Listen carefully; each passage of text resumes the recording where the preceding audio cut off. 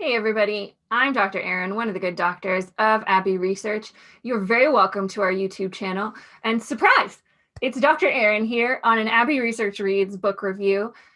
Generally, this playlist is dominated by Dr. Kristen because she is a voracious reader and she's much faster at it than I am. So it takes me a little bit longer to get through some of the books that we read for work. But I'm very happy today to be talking to you about David and Jonah Stillman's Got to get this out of the ring light. There we go. David and Jonah Stillman's Gen Z at Work, How the Next Generation is Transforming the Workplace.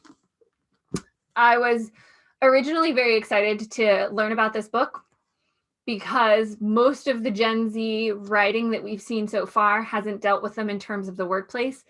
This is tricky because they're still a very young generation. The oldest members of Gen Z, they were born in 1995. So, just kind of getting to be in the mid-20s at the oldest. Youngest Gen Z, born around 2012, still pretty young, not entering the workforce.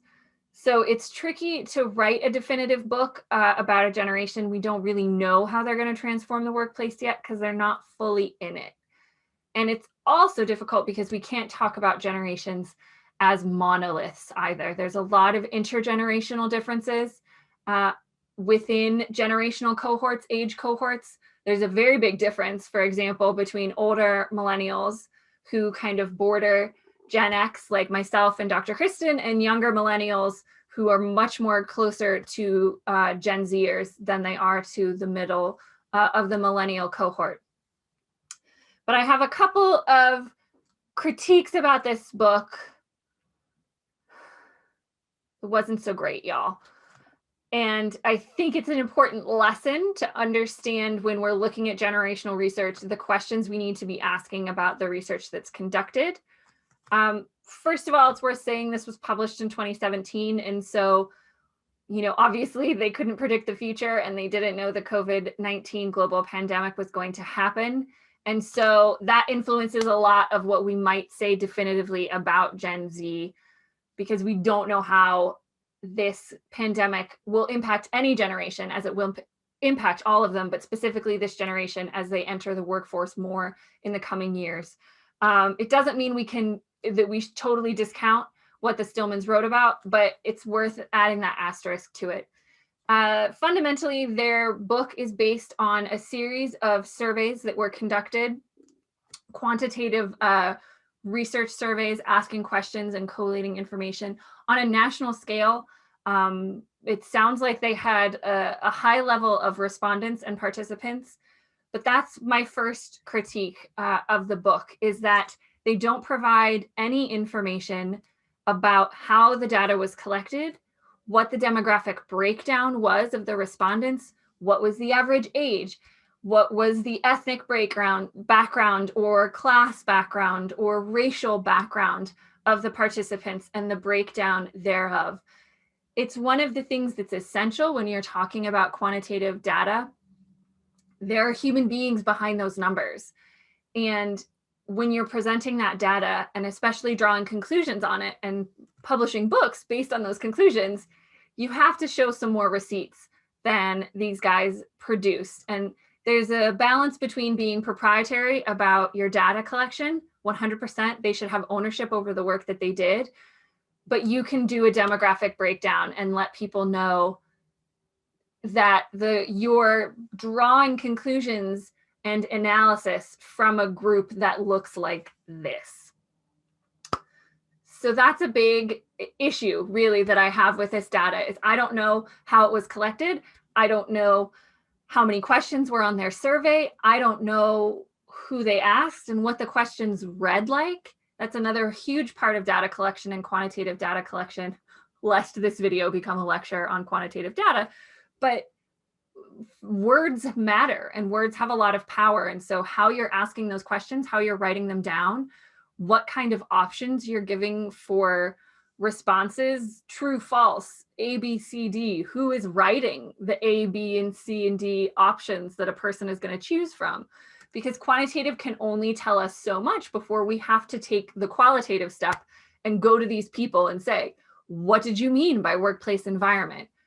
Why do you want to write your own job descriptions? So they have a lot of data points about Gen Z. It's hard to know who they're talking about specifically or generally. And it left me with a lot of questions. There's a lot of interesting data points in here about who Gen Z is. I think a lot of their cultural analysis is probably spot on in terms of how Gen Z interacts with the world. But another huge problem that I have with this book is its lack of intersectionality. We use this word a lot at Abbey Research. If you don't know what it means, it's basically a recognition that we are all, as humans, comprised of a lot of different identities.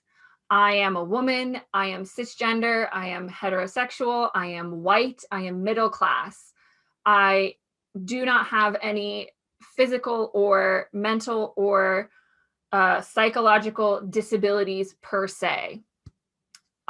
But I do have anxiety that I have treated for and am treating it now currently. So all of those things are a part of what make up who I am and how I interact with the world. And if you don't consider that in your data analysis, it's going to be lacking. And so I don't know the intersectional breakdown of the young Gen Zers that they spoke to. They make a lot of sweeping general statements about Gen Z without recognizing those intersections exist. And so there's a level of privilege that it doesn't appear in the text that specifically Jonah Stillman or his father, David, really engaged with. And privilege, what I mean by that is Jonah Stillman took his experience as a Gen Zer and applied that broad brush to all the Gen Zers. So he talks a lot about Gen Z's reliance on technology and their access to information. And that is true. They are digital natives. They are the most accessible and accessed generation in terms of connectivity, social media platforms, internet. But there's a huge difference between being a middle class to upper class white young man in America and being a low income person of color in an urban area that doesn't have 5G or that doesn't have a mobile phone that is a smartphone and has internet access. And that was lacking from their analysis. And so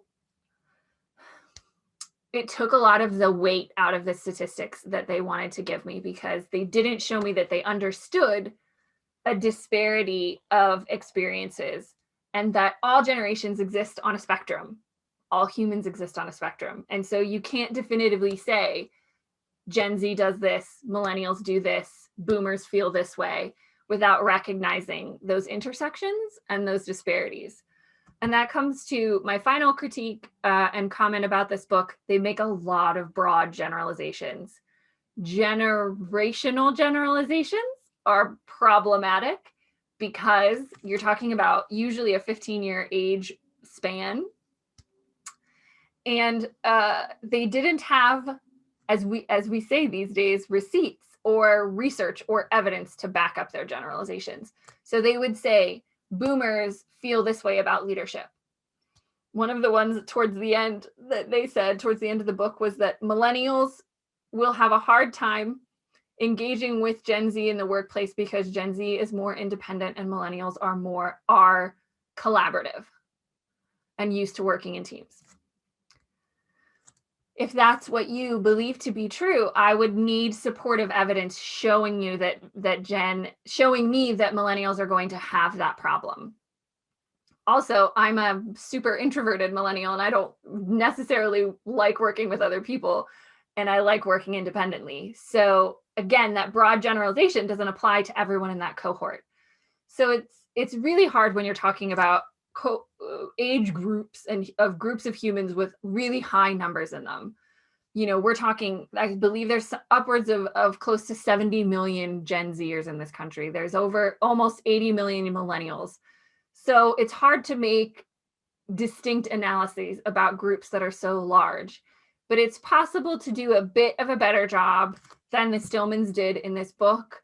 And it comes from knowing how to do research and analysis. And I think fundamentally what's lacking in this book is a lack of understanding about how quantitative research is conducted and the responsibility of the researchers to show their work. You know, this is all stuff that we learned in algebra class in middle school, that you can't just write down the answer and say, this is the answer. You have to be able to show how you got to that answer to prove that you know what you're doing and you did the work to get there.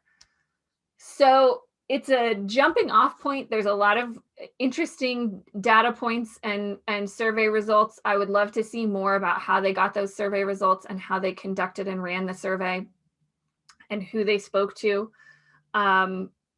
We'll be continuing to talk about generations throughout this year and Gen Z in particular. But pick up this book if you would like to start a conversation about Gen Z. But bear in mind those critiques, especially the fact that it was published well before COVID. They did a lot of work to produce this book, but without considering the impact of the pandemic, it's really, really challenging to say how Gen Z is going to react in the workplace. So we will continue to have these conversations on our channel. I hope you enjoyed this conversation today. Make sure to like the videos, subscribe to the channel, and comment below to engage in more conversations with myself and Dr. Kristen, who is on this particular playlist a lot more regularly. I will endeavor to get a book finished soon so I can talk to you folks about it. Until then, take care, everybody.